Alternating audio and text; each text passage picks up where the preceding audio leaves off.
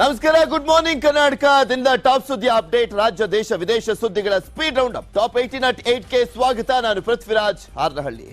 ಕಾಂಗ್ರೆಸ್ನ ಗ್ಯಾರಂಟಿಗಳಿದೆಯಲ್ಲ, ಇಡೀ ರಾಜ್ಯದಾದ್ಯಂತ ಮಾತ್ರ ಅಲ್ಲ, ರಾಷ್ಟ್ರದಾದ್ಯಂತನೂ ಕೂಡ ಚರ್ಚೆ ಆಯ್ತು. ಗ್ಯಾರಂಟಿಗಳನ್ನ ಕೊಡ್ತಾ ಇರುವಂತ ವಿಚಾರ ಈಗ ಪ್ರತಿಯೊಬ್ಬರ ಮನಸ್ಸಲ್ಲೂ ಕೂಡ ಒಂದು ರೀತಿಯಾಗಿ ಅಚ್ಚೆ ಹಾಕ್ಸ್ತಂತ ಆಗ್ಬಿಟ್ಟಿದೆ.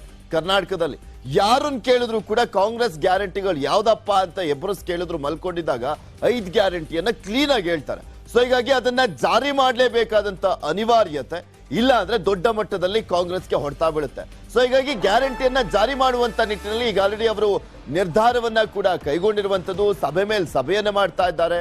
ಗ್ಯಾರಂಟಿಗಳನ್ನ ಜಾರಿ ಮಾಡ್ಲಿಕ್ಕೆ ಅದು ಸಹಜವಾಗಿ ಒಂದು ಸವಾಲಿರುವಂತದ್ದು. ಕಾಂಗ್ರೆಸ್ ಪಕ್ಷಕ್ಕೆ ಯಾವ ರೀತಿಯಾಗಿ ಜಾರಿ ಮಾಡ್ತಾರೆ ಅಂತ ಈಗ ನೀತಿ ನಿಯಮಗಳನ್ನ ಹಾಕ್ತಾ ಇದ್ದಾರೆ, ಕಂಡೀಷನ್ಸ್ ಅಪ್ಲೈ ಅಂತ ಹೇಳ್ತಾ ಇದ್ದಾರೆ. ಸಹಜವಾಗಿ ಇದನ್ನ ಅಸ್ತ್ರ ಮಾಡ್ಕೊಳ್ಳಿಕ್ಕೂ ಕೂಡ ವಿರೋಧ ಪಕ್ಷಗಳು ಮುಂದಾಗ್ತಾ ಇದ್ದಾವೆ. ನಿನ್ನೆ ಮಾಹಿತಿಯನ್ನ ಸಂಗ್ರಹ ಮಾಡಿದ್ರು ಮುಖ್ಯಮಂತ್ರಿಗಳು. ಆಯಾಯ ಇಲಾಖೆಯ ಅಧಿಕಾರಿಗಳನ್ನ ಕರೆಯಲಾಗಿತ್ತು. ಇಂದು ಕೂಡ ಸಿಎಂ ಸಾಲು ಸಾಲು ಸಭೆಗಳನ್ನ ಮಾಡ್ತಾ ಇದ್ದಾರೆ. ಯಾವ ರೀತಿಯಾಗಿ ಜಾರಿ ಮಾಡೋದು, ಮಾನದಂಡ ಯಾವ ರೀತಿಯಾಗಿ ಇರಬೇಕು, ಯಾವಾಗಿನಿಂದ ಜಾರಿ ಮಾಡಬೇಕು ಅನ್ನುವಂಥದ್ರ ಬಗ್ಗೆ ಎಲ್ಲ ಚರ್ಚೆಯನ್ನ ಮಾಡಲಾಗಿದೆ. ಯಾವಾಗಿನಿಂದ ಜಾರಿ ಅಂತ ನೋಡೋದಾದ್ರೆ ಇವ್ರು ಕೊಟ್ಟಿದ್ದಂತ ಭರವಸೆಗಳೆಲ್ಲವೂ ಕೂಡ ಜೂನ್ 1 ಇಂದಲೇ ಜಾರಿ ಆಗಬೇಕು ಯಾವಾಗಿಂದ ಅಂತ ನೋಡಿದ್ರೆ. ಬಟ್ ಮಾನದಂಡಗಳು ಏನಿರಬೇಕು, ಯಾವ ರೀತಿಯಾಗಿ ಕಂಡೀಷನ್ಸ್ ಗಳನ್ನ ಅಪ್ಲೈ ಮಾಡಿಬಿಟ್ಟು ನಮ್ಮ ಗ್ಯಾರಂಟಿಗಳನ್ನ ಜಾರಿ ಮಾಡಬೇಕಾಗಿದೆ ಅನ್ನುವಂಥದ್ರ ಬಗ್ಗೆ ನಿನ್ನೆ ಚರ್ಚೆಯನ್ನ ಮಾಡಿದ್ದಾರೆ. ಆರ್ಥಿಕ ಪರಿಸ್ಥಿತಿ ಸರಿದೂಗಿಸುವಂತದ್ದು ಹೇಗೆ, ಯಾವ ರೀತಿಯಾಗಿ ಲೆಕ್ಕಾಚಾರವನ್ನ ಹಾಕೊಳ್ಬೇಕು, ಎಲ್ರಿಗೂ ಕೊಡ್ಬೇಕಾ ಅಥವಾ ಅರ್ಹ ಫಲಾನುಭವಿಗಳ ಆಯ್ಕೆಯನ್ನ ಮಾಡ್ಕೊಳ್ಬೇಕಾ, ಇದರಲ್ಲಿ ಅಧಿಕಾರಿಗಳ ಸಭೆಯನ್ನ ನಡೆಸಿ ಮಾಹಿತಿಯನ್ನ ಸಂಗ್ರಹಿಸಿದ್ದಾರೆ ಮುಖ್ಯಮಂತ್ರಿಗಳು. ಒಂದು ಹಂತಕ್ಕಂತೂ ಒಂದು ಕ್ಲಿಯರ್ ಪಿಕ್ಚರ್ ಸಿಕ್ಕಂತೆ ಕಾಣಿಸ್ತಾ ಇದೆ ಅವರಿಗೆ. ಈ ಗ್ಯಾರಂಟಿಗಳು ಕೊಡ್ತಾರೆ ನಿಜ, ಆದ್ರೆ ಕೊಟ್ಟಿದ್ದಂತ ಆಶ್ವಾಸನೆ ಏನು, ಯಾರಿಗೆ ಲಾಭ, ಎಷ್ಟು ಖರ್ಚಾಗ್ಬೋದು, ಯಾವ ರೀತಿಯಾದಂತ ಮಾನದಂಡ, ಅಸ್ಪಷ್ಟತೆಗಳು ಏನಿದೆ ಈ ಗ್ಯಾರಂಟಿಗಳಲ್ಲಿ ಅನ್ನುವಂಥದ್ದನ್ನ ಕ್ವಿಕ್ ಆಗಿ ನಿಮ್ ಮುಂದೆ ಇಡ್ತಾ ಹೋಗ್ತೀವಿ. ಅದನ್ನ ನೋಡ್ತಾ ಹೋಗೋಣ. 5 ಗ್ಯಾರಂಟಿಗಳನ್ನ ಹೇಳ್ತಾ ಹೋಗ್ತೀವಿ ನಾವು. ನಂಬರ್ 1 ಗ್ಯಾರಂಟಿ ಅವ್ರು ಘೋಷಣೆ ಮಾಡಿದ್ದು ಅದು ಗೃಹ ಜ್ಯೋತಿ ಗ್ಯಾರಂಟಿ. ಅದು ಸಿದ್ದರಾಮಯ್ಯನವರು ಡಿ ಕೆ ಶಿವಕುಮಾರ್ ಅವರೇ ಗ್ಯಾರಂಟಿಯನ್ನ ಫಸ್ಟ್ ಘೋಷಣೆ ಮಾಡಿದ್ದು. ಆಶ್ವಾಸನೆ ಕೊಟ್ಟಿರುವಂತದ್ದು 200 ಯೂನಿಟ್ ವಿದ್ಯುತ್ ಉಚಿತ ಎಲ್ರಿಗೂ ಅಂತ ಹೇಳಿದ್ದು. ಅವಾಗ ಕಂಡೀಷನ್ಸ್ ಅಂತ ಹೇಳಿರಲಿಲ್ಲ. ಯಡಿಯೂರಪ್ಪಂಗೆ ಆಗ್ಲಿ ಮಹಾದೇವಪ್ಪಂಗೆ ಆಗ್ಲಿ ಅಂತ ಡಿ ಕೆ ಶಿವಕುಮಾರ್ ಅವರು ಒಂದು ಭಾಷಣದಲ್ಲಿ ಹೇಳ್ತಾ ಇದ್ರು. ಅದೇ ಪ್ರಕಾರ ನೋಡೋದಾದ್ರೆ ಒಟ್ಟು ಕುಟುಂಬಗಳಿರುವಂತದ್ದು 2,14,00,000 ಕುಟುಂಬಗಳು ಇದ್ದಾವೆ ರಾಜ್ಯದಲ್ಲಿ. 200 ಯೂನಿಟ್ ಅನ್ನುವಂಥದ್ದು ಫ್ರೀ ಅಂದ್ರೆ ಎಲ್ರಿಗೂ ಕೂಡ ಅಪ್ಲೈ ಆಗ್ಬೇಕಾಗತ್ತೆ. ಬಟ್ ಇವಾಗ ಅವರು ಕಂಡೀಷನ್ಸ್ ಅಂತ ಹೇಳ್ತಾ ಇದ್ದಾರೆ. ವರ್ಷಕ್ಕೆ ಖರ್ಚಾಗ್ತಾ ಇರುವಂತದ್ದು, ಇದಕ್ಕೆ ವೆಚ್ಚ ತಗುಲುವಂತದ್ದು 12 ರಿಂದ 15 ಸಾವಿರ ಕೋಟಿ ಅಂತ ಹೇಳಲಾಗ್ತಾ ಇದೆ. ಈಗ ಮಾನದಂಡ 200 ಯೂನಿಟ್ ಮೇಲ್ಪಟ್ರೆ ಬಿಲ್ ಕೊಡಬೇಕು ಅಂತ. 201 ಯೂನಿಟ್ ಬಂದ್ರು ಕೂಡ ಆ ಒಂದು ಯೂನಿಟ್ಗೆ ಬಿಲ್ ಕೊಡಬೇಕಾ ಅಥವಾ 200 ಯೂನಿಟ್ಗೆ ಮಾತ್ರನಾ ಅಂತ ಏನ್ ಅಸ್ಪಷ್ಟತೆ ಅಂದ್ರೆ ಪೂರ್ತಿನ ಹೆಚ್ಚುವರಿ ಬಳಕೆಗ ಅಂತ. ಯಾವ ಕಾರಣಕ್ಕೋಸ್ಕರ ಈ ಅಸ್ಪಷ್ಟತೆ ಅಂದ್ರೆ ಬರೀ 200 ಯೂನಿಟ್ ಒಳಗಡೆ ಯಾರು ಯೂಸ್ ಮಾಡ್ತಾ ಇದಾರೆ ಅವ್ರಿಗೆ ಮಾತ್ರ ಅಪ್ಲೈ ಆಗುತ್ತಾ ಅಥವಾ 500 ಯೂನಿಟ್ ಯೂಸ್ ಮಾಡ್ತಾ ಇದ್ರೆ 200 ಯೂನಿಟ್ ವರೆಗೂ ಎಲ್ರಿಗೂ ಕೂಡ ಫ್ರೀನಾ ಅನ್ನುವಂತ ಒಂದು ಗೊಂದಲ ಇದೆ. ನೋಡ್ಬೇಕು ಯಾವ ರೀತಿಯಾಗಿ ನಿರ್ಧಾರವನ್ನ ಕೈಗೊಳ್ತಾರೆ ಅಂತ. ನೆಕ್ಸ್ಟ್ ಹೋಗೋಣ. ಸೆಕೆಂಡ್ ಇವರು ಘೋಷಣೆ ಮಾಡಿದ್ದು ಇಲ್ಲಿ ಅನ್ನಭಾಗ್ಯಕ್ಕೆ ಹೋಗೋಣ. ಅನ್ನಭಾಗ್ಯದ ವಿಚಾರಕ್ಕೆ ಸಂಬಂಧಪಟ್ಟಂತೆ ಸಿದ್ದರಾಮಯ್ಯನವರು ಘೋಷಣೆ ಮಾಡ್ತಾರೆ. ಮುಂಚೆ ನಾವು 7 ಕೆಜಿ ಕೊಡ್ತಾ ಇದ್ವಿ ಅಲ್ಲ, ಈಗ 10 ಕೆಜಿ ಕೊಡ್ತೀವಿ ಅಂತ ಹೇಳಿದ್ರು ಎಲೆಕ್ಷನ್ಗೂ ಮುಂಚೆ. ಒಟ್ಟು ಕುಟುಂಬ ಇರುವಂತದ್ದು BPL ಕಾರ್ಡ್ಗೆ ಮಾತ್ರ ಇದು ಅಪ್ಲೈ ಆಗೋದು 1.17 ಕೋಟಿ.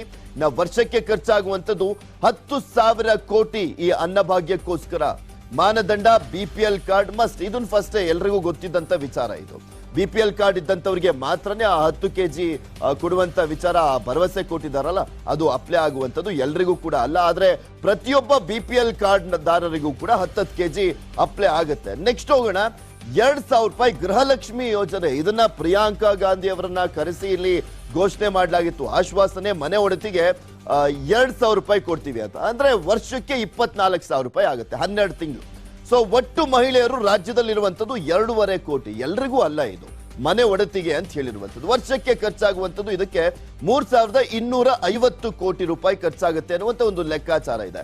ಮಾನದಂಡ ಮನೆಗೆ ಒಬ್ಬರಿಗೆ ಮಾತ್ರ, ಅಂದ್ರೆ ಮನೆ ಒಡತಿಗೆ ಅಂತ ಹೇಳಿದ್ದಾರೆ ಸ್ಪಷ್ಟವಾಗಿ. ಆದರೆ ಇದರಲ್ಲಿ ಗೊಂದಲ ಏನಪ್ಪಾ ಅಂದ್ರೆ ಮನೆ ಒಡತಿ ಅಂದ್ರೆ ಯಾರನ್ನ ಕನ್ಸಿಡರ್ ಮಾಡ್ತೀರಾ ಅಂತ. ಮನೆಯಲ್ಲಿ ಅತ್ತೆ ಇರ್ತಾರೆ, ಸೊಸೆ ಇರ್ತಾರೆ, ಅಥವಾ ಅಮ್ಮ ಇರ್ತಾರೆ, ಅಂದ್ರೆ ಅಜ್ಜಿ ಎಲ್ಲ ಇರ್ತಾರೆ.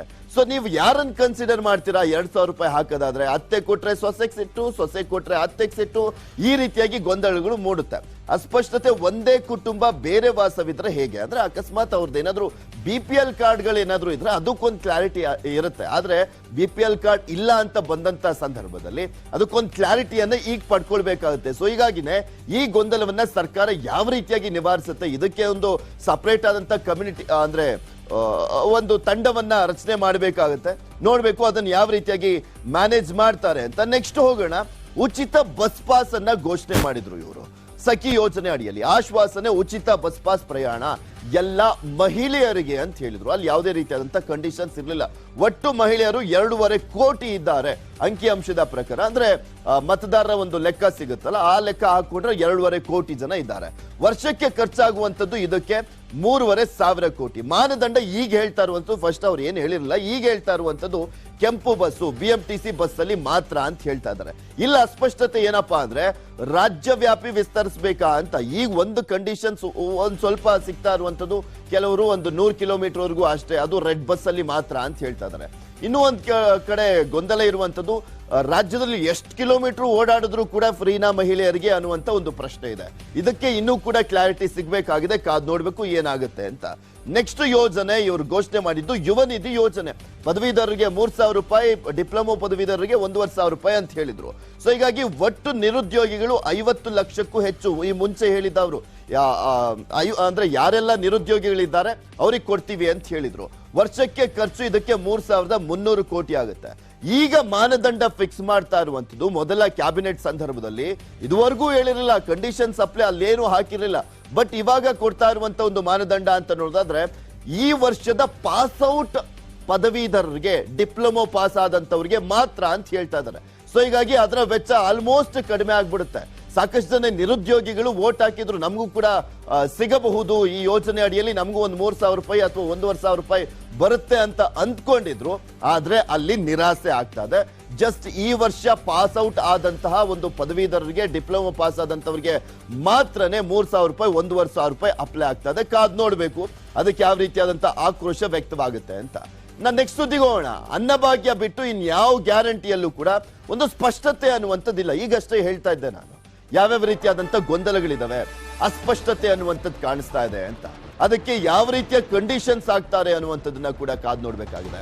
ಯಾಕೆ ಈ ಒಂದು ಅನ್ನಭಾಗ್ಯ ಬಿಟ್ಟು ಬೇರೆ ಯಾವ್ದ್ರಲ್ಲೂ ಸ್ಪಷ್ಟತೆ ಇಲ್ಲ ಅಂದ್ರೆ ಅದಕ್ಕೆ BPL ಕಾರ್ಡ್ ಮಾನದಂಡ ಇರುವಂತ ಹಿನ್ನೆಲೆಯಲ್ಲಿ ಯಾರೆಲ್ಲ BPL ಕಾರ್ಡ್ ಹೊಂದಿದ್ದಾರೆ ಅಂತವ್ರಿಗೆಲ್ಲ ಒಬ್ಬೊಬ್ಬರಿಗೂ ಕೂಡ 10 kg ಕೊಡಬೇಕಾಗಿದೆ. ಅದಕ್ಕೊಂದು ಅಂಕಿಅಂಶ ಇದೆ. ಆದ್ರೆ ಗೃಹ ಜ್ಯೋತಿಗೆ ಯಾವ ರೀತಿಯಾಗಿ ಕಂಡೀಷನ್ಸ್ ಹಾಕ್ತಾರೆ, ಸಖಿ ಯೋಜನೆ ಅಡಿಯಲ್ಲಿ ಮಹಿಳೆಯರಿಗೆ ಯಾವ ರೀತಿಯಾಗಿ ಬಸ್ ಪಾಸ್ ಕೊಡ್ಲಾಗುತ್ತಾ, ಅಥವಾ ಮಹಿಳೆಯರು ಎಲ್ಲೇ ಓಡಾಡಿದ್ರು ಕೂಡ ಅದಕ್ಕೆ ಫ್ರೀನಾ, ಎಷ್ಟು ಕಿಲೋಮೀಟರ್ ಓಡಾಡಿದ್ರು ಕೂಡ ಫ್ರೀನಾ ಗೊತ್ತಿಲ್ಲ. ಇನ್ನು ಯುವ ನಿಧಿ ಜಾರಿಗೆ ಸರ್ಕಾರ ಸರ್ಕಸ್ ಅನ್ನ ಮಾಡ್ತಾ ಇದೆ. ಎಲ್ಲಾ ಇಲಾಖೆಯಿಂದಲೂ ಕೂಡ ಮಾಹಿತಿಯನ್ನ ಕೇಳಿದೆ ಸರ್ಕಾರ. ಇನ್ನ ಫ್ರೀ ಕರೆಂಟ್ ಯಾರಿಗೆಲ್ಲ ಕೊಡಬೇಕು, ಹೆಚ್ಚು ಬಂದ್ರೆ ಹೇಗೆ? ಯಾಕೆಂದ್ರೆ BK ಹರಿಪ್ರಸಾದ್ ಅವರು ಎಲೆಕ್ಷನ್ ಆದ ನಂತರ ಹೇಳಿದ್ರು ಟ್ಯಾಕ್ಸ್ ಪೇಯರ್ಸ್ಗೆಲ್ಲ ನಾವು ಕೊಡಲ್ಲ ರೀ ಅಂತ ಹೇಳಿದ್ರು. ಸೊ ನೋಡ್ಬೇಕು ಅದಕ್ಕೆ ಯಾವ ರೀತಿಯಾಗಿ ಕಂಡೀಷನ್ಸ್ ಅನ್ನ ಹಾಕ್ತಾರೆ ಅಂತ. ಫ್ರೀ ಬಸ್ ಪ್ರಯಾಣದ ಮಾನದಂಡ ಯಾವ ರೀತಿಯಾಗಿರುತ್ತೆ, ಮಾರ್ಗಸೂಚಿ ಏನು, ಯುವ ನಿಧಿಗೆ 1 ವರ್ಷದವರನ್ನ ಮಾತ್ರ ಅಂದ್ರೆ ಪರಿಗಣಿಸಿದ್ರೆ ಬೇರೆಯವರು ಸಿಟ್ಟಾಗಲ್ವಾ? ಈ ಎಲ್ಲ ಪ್ರಶ್ನೆಗಳಿದಾವೆ.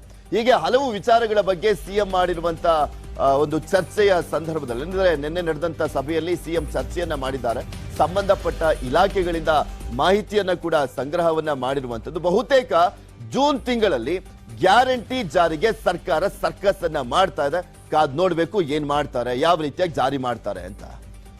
ಇದೆಲ್ಲದ್ರ ಬಗ್ಗೆ ಮತ್ತಷ್ಟು ಮಾಹಿತಿಯನ್ನ ನೀಡ್ತಾ ಹೋಗ್ತಾರೆ ನಮ್ಮ ಪ್ರತಿನಿಧಿ ಕೃಷ್ಣ. ನಮ್ಮ ಜೊತೆ ನೇರ ಸಂಪರ್ಕದಲ್ಲಿ ಜಾಯಿನ್ ಆಗ್ತಾ ಇದ್ದಾರೆ. ಕೃಷ್ಣ, ಕಾಂಗ್ರೆಸ್ನ ಗ್ಯಾರಂಟಿಗಳು ಇಡೀ ರಾಷ್ಟ್ರದ ಕುತೂಹಲ ಕೆಡ ಮಾಡಿಕೊಟ್ಟಿದೆ. ನಾಟ್ ಓನ್ಲಿ ಕರ್ನಾಟಕ, ಹೇಗ್ ಜಾರಿ ಮಾಡ್ತಾರೆ ಅಂತ.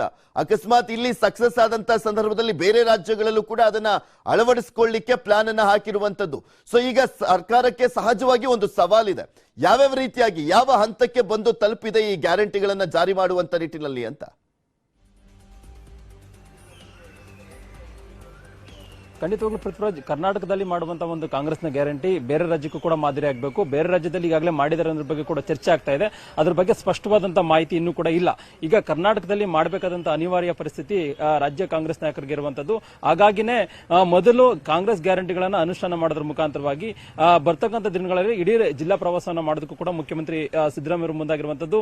ನಿನ್ನೆಯಿಂದನೂ ಕೂಡ ಸಿದ್ದರಾಮಯ್ಯ ಅವರು ಗ್ಯಾರಂಟಿ ಯೋಜನೆಗಳಿಗೆ ಸಂಬಂಧಪಟ್ಟಂತೆ ಒಂದು ರೀತಿ ವಿಸ್ತೃತವಾದಂತಹ ಸಭೆಯನ್ನು ಕೂಡ ಮಾಡ್ತಾ ಇದ್ದಾರೆ. ನಿನ್ನೆ ಹಣಕಾಸು ಇಲಾಖೆ ಅಧಿಕಾರಿಗಳ ಜೊತೆಗೆ ಕೂಡ ಚರ್ಚೆಯನ್ನು ಮಾಡೋದ್ರ ಮುಖಾಂತರವಾಗಿ ಎಷ್ಟು ಖರ್ಚಾಗುತ್ತೆ ಅನ್ನೋದ್ರ ಬಗ್ಗೆ ಒಂದು ರೀತಿ ಸಮಗ್ರವಾದಂತಹ ಮಾಹಿತಿಯನ್ನು ಕೂಡ ಪಡ್ಕೊಂಡಿದ್ದಾರೆ. ಮತ್ತೆ ಅಂತಿಮವಾಗಿ ಯೋಜನಾ ವರದಿಯನ್ನು ಸಿದ್ಧಪಡಿಸಿ ಅನ್ನುವಂಥ ಸೂಚನೆಯನ್ನು ಕೂಡ ಕೊಟ್ಟಿದ್ದಾರೆ.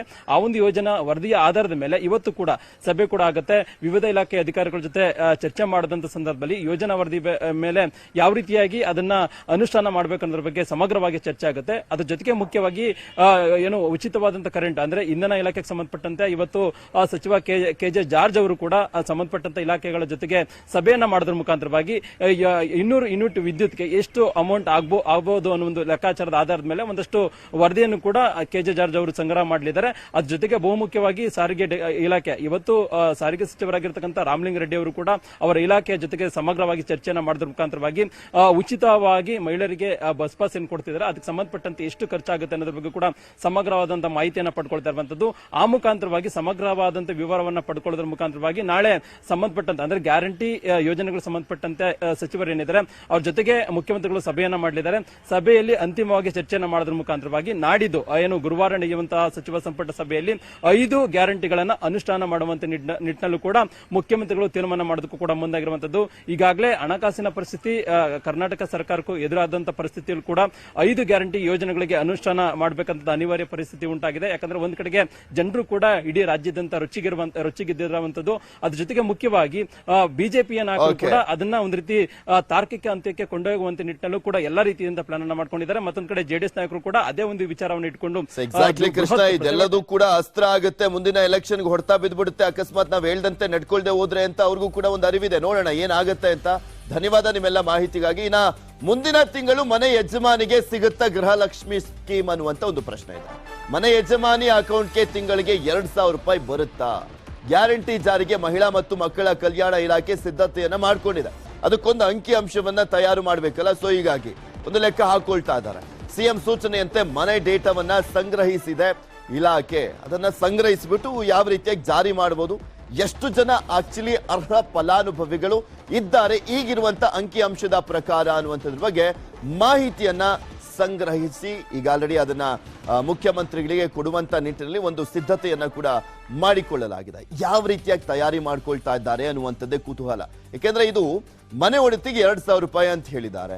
ಯಾರು ಮನೆ ಒಡತಿ ಅನ್ನುವಂತ ಪ್ರಶ್ನೆನೂ ಕೂಡ ಸಹಜವಾಗಿ ಬರುತ್ತೆ. ನಾವು ಅವಾಗ್ಲೇ ಹೇಳ್ತಾ ಇದ್ವಿ, ಅತ್ತೆನಾ ಸೊಸೆನಾ ಅಥವಾ ಇನ್ನೂ ತಾಯಿ ಎಲ್ಲ ಇರ್ತಾರೆ. ಸೊ ಹೀಗಾಗಿ ಈ ಒಂದು ಗೊಂದಲ ಇರುವಂತ ಹಿನ್ನೆಲೆ ಅಂದ್ರೆ ಯಾವ ರೀತಿಯಾಗಿ ಹೇಳ್ತಾ ಇದೀನಿ ಅಂದ್ರೆ, ಈಗ ಅತ್ತೆ ಸೊಸೆ ಅದರ ಜೊತೆಗೆ ಅಜ್ಜಿ ಎಲ್ಲ ಇರ್ತಾರಲ್ಲ, ಸೊ ಯಾರನ್ನ ಕನ್ಸಿಡರ್ ಮಾಡ್ತಾರೆ ಇಲ್ಲಿ?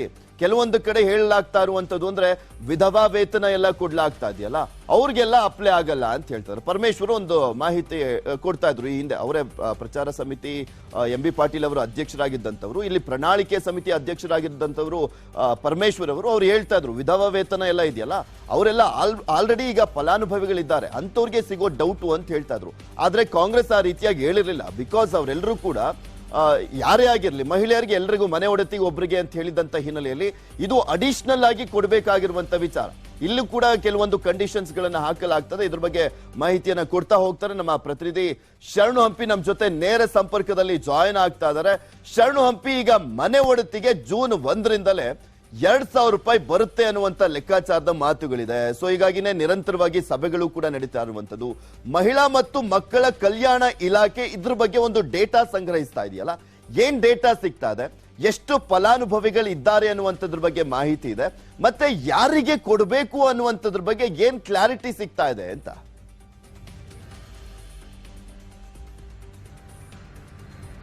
ಪೃಥ್ವಿ, ಕಾಂಗ್ರೆಸ್ ಪ್ರಣಾಳಿಕೆಯಲ್ಲಿ ಪ್ರಮುಖವಾದಂತ 5 ಗ್ಯಾರಂಟಿಗಳನ್ನ ಘೋಷಣೆ ಮಾಡಿತ್ತು. ಅದೇ ರೀತಿಯಾಗಿ ಕಾಂಗ್ರೆಸ್ ಸರ್ಕಾರ ಬಂದಿದೆ. ಅದರ ಪ್ರಣಾಳಿಕೆಯ ಹಿನ್ನೆಲೆಯಲ್ಲಿ ಕಾಂಗ್ರೆಸ್ ಸರ್ಕಾರ ಯಾವಾಗ ಅನುಷ್ಠಾನ ಮಾಡುತ್ತೆ ಅಂತ ಹೇಳಿ ಪ್ರತಿಯೊಬ್ಬರು ಕೂಡ ಈಗ ಪ್ರಶ್ನೆ ಮಾಡ್ತಾ ಇದ್ದಾರೆ. ಆ ಪ್ರಶ್ನೆಗೆ ಉತ್ತರವನ್ನ ನೀಡಲಿಕ್ಕೆ ಈಗಾಗಲೇ ಸಿಎಂ ಸಿದ್ದರಾಮಯ್ಯ ಅವರು ಸಾಲು ಸುದೀರ್ಘ ಸಭೆಯನ್ನು ಕೂಡ ನಡೆಸ್ತಾ ಇದ್ದಾರೆ. ಮಹಿಳಾ ಮತ್ತು ಮಕ್ಕಳ ಕಲ್ಯಾಣ ಇಲಾಖೆ ಏನಿದೆ ಅದು ಕೂಡ ಒಂದು ರಿಪೋರ್ಟ್ ಅನ್ನ, ಪ್ರೆಸೆಂಟೇಷನ್ ಅನ್ನು ಕೂಡ PPTಯನ್ನ ಪ್ರಿಪೇರ್ ಮಾಡಿ ಸಿಎಂ ಸಿದ್ದರಾಮಯ್ಯ ಅವರಿಗೆ ನಿನ್ನೆ ವರದಿಯನ್ನು ಕೂಡ ಸಲ್ಲಿಸಿದ್ದಾರೆ. ಇದರ ಪ್ರಕಾರ 1.5 ಕೋಟಿಯಷ್ಟು ಜನರಿಗೆ ಅಂದ್ರೆ ಮನೆ ಯೊಡತಿಗೆ ಇದರ ಫಲಾನುಭವಿಗಳಾಗ್ತಾರೆ ಅನ್ನೋದ್ರ ಬಗ್ಗೆ ಮಾಹಿತಿಯನ್ನ ಕೊಡ್ತಾ ಇದ್ದಾರೆ. ಮಹಿಳಾ ಮತ್ತು ಮಕ್ಕಳ ಕಲ್ಯಾಣ ಇಲಾಖೆಯ ಮಾಹಿತಿಯ ಪ್ರಕಾರ ಒಟ್ಟು 24 ಕೋಟಿಯಿಂದ 30,000 ಕೋಟಿವರೆಗೂ ಕೂಡ ಖರ್ಚಾಗತ್ತೆ, ಇದಕ್ಕೆ ವಿನಿಯೋಗ ಮಾಡಬೇಕಾಗತ್ತೆ ಅಂತಾನು ಕೂಡ ಮಾಹಿತಿಯನ್ನು ನೀಡಿದ್ದಾರೆ. ಪ್ರತಿ ತಿಂಗಳು ಕೂಡ ಗೃಹಲಕ್ಷ್ಮಿ ಸ್ಕೀಮ್ ನಡಿ ಯಾರ್ಯಾರಿಗೆ ಮನೆಯೊಡತಿ ಯಾರು ಇರಬೇಕು ಅನ್ನೋದ್ರ ಬಗ್ಗೆನೂ ಕೂಡ ಸಾಕಷ್ಟು ಚರ್ಚೆ ಆಗ್ತಾ ಇರೋದು. ಒಂದಷ್ಟು ಗೊಂದಲವೂ ಕೂಡ ಇದೆ. ಈಗಾಗಲೇ ಖಾಸಗಿ ಕಂಪನಿಗಳ ಮೂಲಕ ಏನು ಮಾಹಿತಿಯನ್ನು ಕೂಡ ಪಡ್ಕೊಂಡಿದ್ದಾರೆ, ಅಂದ್ರೆ ಸರ್ವೆಯನ್ನು ಕೂಡ ಮಾಡಿ ಯಾರು ಮನೆಯೊಡತಿ ಅನ್ನೋದ್ರ ಬಗ್ಗೆನೂ ಕೂಡ ಸಾಕಷ್ಟು ಗೊಂದಲ ಇತ್ತು. ಅಂದ್ರೆ ಮನೆ ಒಳಗಡೆ ಇರುವಂತ ಮನೆಯೊಡತಿ ಅದು ಸೊಸೆ ಆಗಿರ್ಬೇಕು ಅಥವಾ ಅತ್ತೆ ಆಗಿರ್ಬೇಕು ಅಥವಾ ತಾಯಿ ಆಗಿರ್ಬೇಕು, ಈ ಬಗ್ಗೆನೂ ಕೂಡ ಸರ್ವೆನು ಕೂಡ ಮಾಡಿ ಖಾಸಗಿ ಕಂಪನಿಗಳ ಮೂಲಕ ಸರ್ವೆನ ಮಾಡಿ ಯಾರು ಮನೆಯೊಡತಿ ಅವರಿಗೆ ಮಾತ್ರ ನೇರವಾಗಿ ಹಣ ಟ್ರಾನ್ಸಾಕ್ಷನ್ ಮಾಡ್ಲಿಕ್ಕೂ ಕೂಡ ಬೇಕಾದಂತ ವ್ಯವಸ್ಥೆಯನ್ನು ಕೂಡ ಮಾಡಿಕೊಂಡಿರೋದ್ರ ಬಗ್ಗೆನೂ ಕೂಡ ಮಾಹಿತಿಯನ್ನ ಕೊಟ್ಟಿದ್ದಾರೆ. ಈ ಹಿನ್ನೆಲೆಯಲ್ಲಿ ಇನ್ನು ಒಂದಷ್ಟು ಗೊಂದಲವೂ ಕೂಡ ಇದೆ. ಮನೆಯೊಡತಿ ಸರ್ಕಾರಿ ನೌಕರರಾಗಿದ್ರೆ ಅವರಿಗೆ ಹಣ ಕೊಡಬೇಕೆ ಕೊಡಬಾರ್ದೆ, ಮತ್ತು ವಿಧವಾ ವೇತನ ಮನೆಯೊಡತಿ ವಿಧವೆ ಆಗಿದ್ರೆ ಅವರಿಗೆ ಬೇರೆ ರೀತಿ ಸರ್ಕಾರ ಈಗಾಗಲೇ ಸೌಲಭ್ಯನ ಕೊಡ್ತಾ ಇದೆ.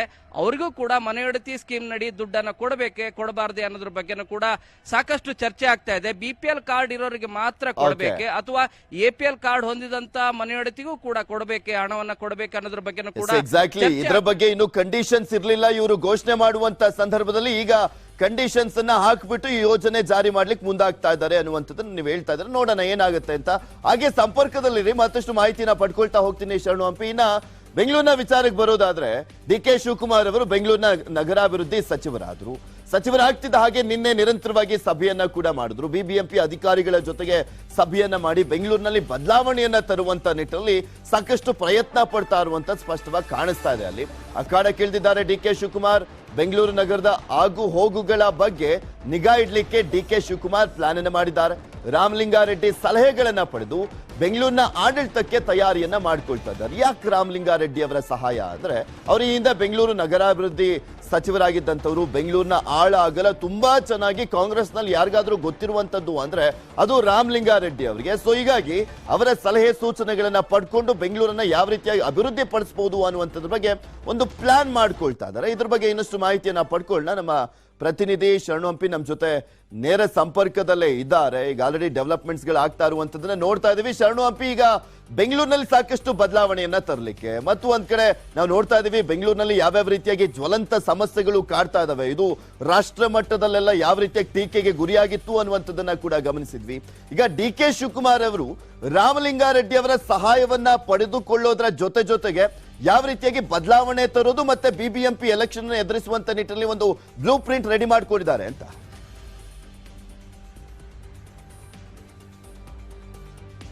ಪೃಥ್ವಿ, ಸಹಜ DCM ಆದ ನಂತರ DK ಶಿವಕುಮಾರ್ ಅವರು ನಿನ್ನೆ BBMP ಮತ್ತು BDಯಲ್ಲಿ ಬೇರೆ ಬೇರೆ ಏನು ಅಭಿವೃದ್ಧಿ ಕಾರ್ಯಗಳೇನಿದಾವೆ ಅವುಗಳ ಬಗ್ಗೆ ಸಭೆಯನ್ನು ಕೂಡ ನಡೆಸಿದ್ರು. ಸುದೀರ್ಘ ಸಭೆಯಲ್ಲಿ ಹಿರಿಯ ಅಧಿಕಾರಿಗಳು, ಉನ್ನತ ಅಧಿಕಾರಿಗಳ ಸಭೆಯಲ್ಲಿ ಸಲಹೆಗಳನ್ನು ಕೂಡ ಪಡೆದ್ರು. ಸೊ ಈಗ ಅವರಿಗಿರುವಂತ ಪ್ರಮುಖ ಟಾಸ್ಕ್ ಅಂದ್ರೆ ಬೆಂಗಳೂರಿನ ಅಭಿವೃದ್ಧಿ ಆಗ್ಬೇಕು ಮತ್ತು ಬೆಂಗಳೂರಿಗೆ ಇರುವಂತ ಕುಖ್ಯಾತಿ ಏನಿದೆ ಅಂದ್ರೆ ಸಣ್ಣ ಮಳೆ ಬಂತಂದ್ರೂ ಕೂಡ ಯಾವ ರೀತಿಯಾಗಿ ಅನಾಹುತಗಳಾಗತ್ತೆ, BBMP ನಿರ್ಲಕ್ಷ್ಯ ಮತ್ತು BDN ನಿರ್ಲಕ್ಷ್ಯದಿಂದಾಗಿ ಜನಸಾಮಾನ್ಯರು, ಅದರಲ್ಲೂ ಕೂಡ ಮಹದೇವಪುರ ವಲಯದಲ್ಲಿ ನಿಮಗೆ ಇಡೀ ವಿಶ್ವವನ್ನು ನೋಡುವಂತ ಪ್ರದೇಶ ಅದು, ಅಲ್ಲಿ ಬೋಟ್ಗಳಲ್ಲಿ ಮಳೆ ಬಂತಂದ್ರೆ ಬೋಟ್ ಅಲ್ಲಿ ನೀರು ಹೋಗ್ಬೇಕಾದಂತ ಪರಿಸ್ಥಿತಿ, ಪ್ರಯಾಣ ಮಾಡಬೇಕಾದಂತ ಪರಿಸ್ಥಿತಿ ಇದೆ. ಈ ಹಿನ್ನೆಲೆಯಲ್ಲಿ DK ಶಿವಕುಮಾರ್ ಅವರು ಮಾಸ್ಟರ್ ಪ್ಲಾನ್ ಮಾಡಿರೋದೇನೆಂದ್ರೆ, ಈ ಹಿಂದೆ ನಗರಾಭಿವೃದ್ಧಿ ಸಚಿವರಾಗಿದ್ದ ರಾಮಲಿಂಗಾರೆಡ್ಡಿ ಅವರ ಸಲಹೆಯನ್ನ ಪಡಿತಾರೆ.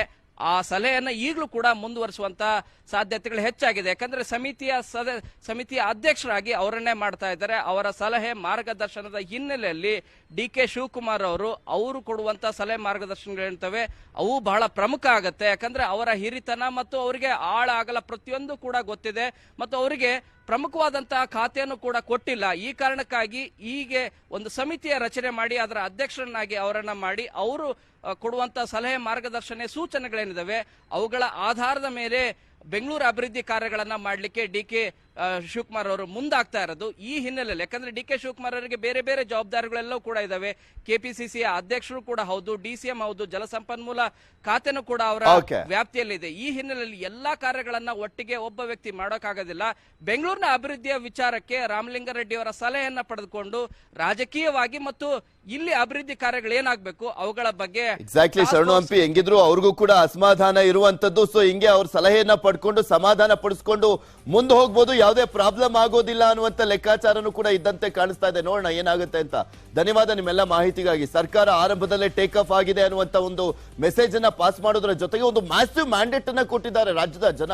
ಆ ನಿರೀಕ್ಷೆಗಳನ್ನ ಹುಸಿ ಮಾಡದೆ, ನಿರಾಸೆ ಮಾಡದೆ ಸರ್ಕಾರದ ನಂಬಿಕೆಯನ್ನ ಉಳಿಸ್ಕೊಳ್ಬೇಕಾಗಿದೆ. ನೋಡೋಣ ಯಾವ್ಯಾವ ರೀತಿಯಾಗೆಲ್ಲ ಮಾಡ್ತಾರೆ ಅಂತ. ಟಾಪ್ 8 ನಲ್ಲಿ ಇನ್ನಷ್ಟು ಸುದ್ದಿಗಳಿದಾವೆ, ಅವೆಲ್ಲವನ್ನು ಕೂಡ ನಿಮ್ಮ ಮುಂದೆ ಇಡ್ತಾ ಹೋಗ್ತೀನಿ. ಆದ್ರೆ ಅದಕ್ಕೂ ಮುಂಚೆ ಒಂದು small break. Welcome back. Free current ಜೊತೆಗೆ ಮಹಿಳೆಯರಿಗೆ ಉಚಿತ ಬಸ್ ಪ್ರಯಾಣ ಸಂಬಂಧ ಇಂದು ಇಂಧನ ಸಚಿವರಾಗಿರುವಂತಹ ಕೆಜೆ ಜಾರ್ಜ್ ಮತ್ತು ಸಾರಿಗೆ ಸಚಿವ ರಾಮಲಿಂಗಾರೆಡ್ಡಿ ಅವರು ಸಭೆಯನ್ನ ನಡೆಸಲಿದ್ದಾರೆ. ಇಂಧನ ಹಾಗೂ ಸಾರಿಗೆ ಇಲಾಖೆಗಳ ಅಧಿಕಾರಿಗಳ ಜೊತೆಗೆ ಸಭೆಯನ್ನ ಮಾಡಲಿದ್ದಾರೆ. ಸಭೆಯಲ್ಲಿ ಇಲಾಖೆಗಳ ಆರ್ಥಿಕ ಪರಿಸ್ಥಿತಿ, ಗ್ಯಾರಂಟಿ ಜಾರಿಗಳ ಪರಿಣಾಮಗಳ ಬಗ್ಗೆ ಮಾಹಿತಿಯನ್ನ ಸಂಗ್ರಹ ಮಾಡಲಿದ್ದಾರೆ. ಶಕ್ತಿ ಭವನದಲ್ಲಿದ್ದಂತ ಸಿಎಂ ಸಿದ್ದರಾಮಯ್ಯ ಅವರನ್ನ ನಟಿ ಮತ್ತೆ ಮಾಜಿ ಸಂಸದೆ ರಮ್ಯಾ ಅವರು ಭೇಟಿಯಾಗಿದ್ರು. ಈ ವೇಳೆ ಮಾಧ್ಯಮಗಳಿಗೆ ಪ್ರತಿಕ್ರಿಯೆ ಕೊಡ್ಲಿಕ್ಕೆ ರಮ್ಯಾ ನಿರಾಕರಿಸಿದ್ದು ಓಕೆ, ಆದ್ರೆ ತಮ್ಮ ಮುಖಕ್ಕೆ ಬುಕ್ ಅಡ್ಡ ಇಟ್ಕೊಂಡು ಹೋಗಿದ್ ಯಾಕೋ ಗೊತ್ತಿಲ್ಲ. ಮಾಧ್ಯಮಗಳನ್ನ ಅವಾಯ್ಡ್ ಮಾಡ್ಲಿಕ್ಕೆ ಈ ರೀತಿಯಾಗಿ ಮಾಡಿದ್ರಂತೆ.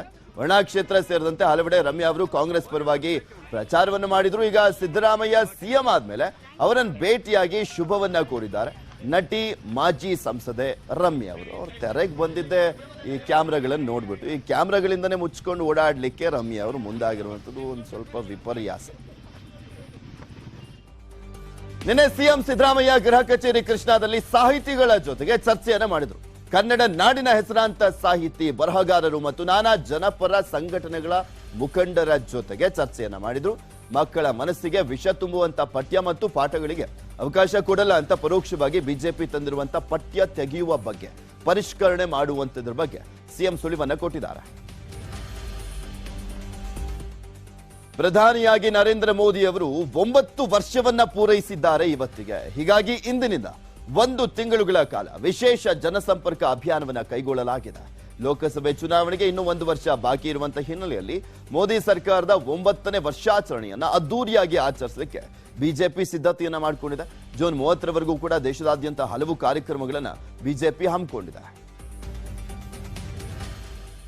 ನಾಳೆಯಿಂದ ರಾಜ್ಯದಾದ್ಯಂತ ಪ್ರಾಥಮಿಕ ಮತ್ತು ಪ್ರೌಢ ಶಾಲೆಗಳು ಪ್ರಾರಂಭ ಆಗ್ತಾ ಇದೆ. ಶಿಕ್ಷಣ ಇಲಾಖೆ ಮಾರ್ಗಸೂಚನೆಯಂತೆ ಶಾಲೆಯನ್ನ ಸ್ವಚ್ಛಗೊಳಿಸಿ ಶೃಂಗಾರ ಮಾಡಲಿಕ್ಕೆ ಸಿಬ್ಬಂದಿಗೆ ಸೂಚನೆಯನ್ನ ಕೊಡಲಾಗಿದೆ.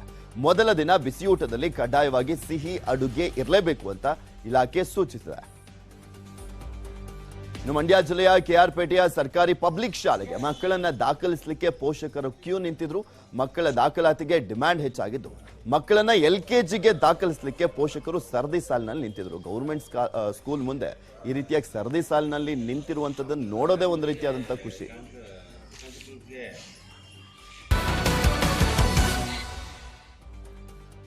Welcome back. ಮುಂಬೈನ ಬಾಯಂದರ್ನಲ್ಲಿ ಮದುವೆ ಮನೆಯಲ್ಲಿ ಅವಾಂತರವೊಂದು ನಡೆದಿದೆ. ವಿನಾಯಕನಗರದಲ್ಲಿರುವಂತಹ ಸಭಾಂಗಣದಲ್ಲಿ ವಿವಾಹ ಸಮಾರಂಭ ನಡೀತಾ ಇತ್ತು. ರಿಸೆಪ್ಷನ್ಗಾಗಿ ಎಲ್ಲರೂ ಕೂಡ ವಧುವಿಗಾಗಿ ಕಾಯ್ತಾ ಇದ್ರು. ವಧು ಲಿಫ್ಟ್ ನಲ್ಲಿ ಬರ್ತಿದ್ದಾಗ ಆಫ್ ಆಗಿ ಒಳಗೆ ಸಿಕ್ಕಾಕೊಂಡಿದ್ದಾರೆ. ತಕ್ಷಣವೇ ಅಗ್ನಿಶಾಮಕ ದಳದವರು ಆಗಮಿಸಿ ಲಿಫ್ಟ್ ನಿಂದ ವಧು ಮತ್ತು ಇತರರನ್ನ ಹೊರತಂದರು. ಮಂಡ್ಯ ಜಿಲ್ಲೆಯಲ್ಲಿ ಬಿರುಗಾಳಿ ಸಮೇತ ಭಾರಿ ಮಳೆ ಆಗಿದೆ. ಕೆಆರ್ಎಸ್ ಬೃಂದಾವನದಲ್ಲಿ ಮರಗಳು ಹಾಗೂ ವಿದ್ಯುತ್ ಕಂಬಗಳು ಧರೆಗುರುಳಿವೆ. ಮರ ಮತ್ತು ವಿದ್ಯುತ್ ಕಂಬಗಳು ಉರುಳಿ ಬಿದ್ದಂತ ಹಿನ್ನೆಲೆಯಲ್ಲಿ ಕೆಆರ್ಎಸ್ ಬೃಂದಾವನಕ್ಕೆ ಪ್ರವಾಸಿಗರನ್ನ ನಿರ್ಬಂಧಿಸಲಾಗಿದೆ. ಮಧ್ಯಪ್ರದೇಶದ ಉಜ್ಜಯಿನಿಯಲ್ಲಿರುವಂತಹ ಮಹಾಕಾಳೇಶ್ವರ ದೇವಸ್ಥಾನದ ಮಹಾಕಾಲ್ ಲೋಕ್ ಕಾರ್ಡಾರ್ನ ಸಪ್ತ ಋಷಿಗಳ ಪ್ರತಿಮೆಗೆ ಹಾನಿಯಾಗಿದೆ. ನಿನ್ನೆ ಬೀಸಿದಂತ ಬಿರುಗಾಳಿಗೆ ಸಪ್ತರ್ಷಿಗಳ ವಿಗ್ರಹಗಳ ಪೈಕಿ 6 ವಿಗ್ರಹಗಳು ಧರೆಗೆ ಉರುಳಿವೆ. ಹಾನಿಗೊಳಗಾದಂಥ ವಿಗ್ರಹಗಳು ಫೈಬರ್ನಿಂದ ಮಾಡಲ್ಪಟ್ಟಿದೆ. ವಿಗ್ರಹಗಳು ಹಾನಿಗೊಳಗಾಗಿರುವಂತದ್ರ ಬಗ್ಗೆ ಮಧ್ಯಪ್ರದೇಶದ ಮುಖ್ಯಮಂತ್ರಿ ಶಿವರಾಜ್ ಸಿಂಗ್ ಚೌಹಾಣ್ ತನಿಖೆಗೆ ಆದೇಶವನ್ನು ಮಾಡಿದ್ದಾರೆ. ಈಶಾನ್ಯ ರಾಜ್ಯ ಮಣಿಪುರದಲ್ಲಿ ಮತ್ತೆ ಹಿಂಸಾಚಾರ ಶುರುವಾಗಿದೆ. ಮಣಿಪುರದ ಹಲವು ಜಿಲ್ಲೆಗಳಲ್ಲಿ ಗಲಭೆಗಳು ಆರಂಭ ಆಗಿದೆ. ಈ ನಡುವೆ ಮಣಿಪುರ ರಾಜ್ಯದಾದ್ಯಂತ ಭದ್ರತಾ ಪಡೆಗಳು 40 ಭಯೋತ್ಪಾದಕರನ್ನ ಹತ್ಯೆ ಮಾಡಿವೆ. ಹಿಂಸಾಚಾರ ಪೀಡಿತ ಮಣಿಪುರದಲ್ಲಿ ಶಸ್ತ್ರಾಸ್ತ್ರಗಳು, ಮದ್ದುಗುಂಡಗಳು ಮತ್ತು ಗ್ರೆನೇಡ್ಗಳೊಂದಿಗೆ ಕನಿಷ್ಠ 25 ದುಷ್ಕರ್ಮಿಗಳನ್ನ ಭಾರತೀಯ ಸೇನೆ ವಶಕ್ಕೆ ಪಡೆದಿದೆ. ಇಂಪಾಲ್ ಕಣಿವೆಯಲ್ಲಿ ಮತ್ತು ಸುತ್ತಮುತ್ತಲಿನ ಪ್ರದೇಶದಲ್ಲಿ ಗುಂಡಿನ ದಾಳಿ ಹಾಗೂ ಘರ್ಷಣೆ ನಡೆದಿದೆ.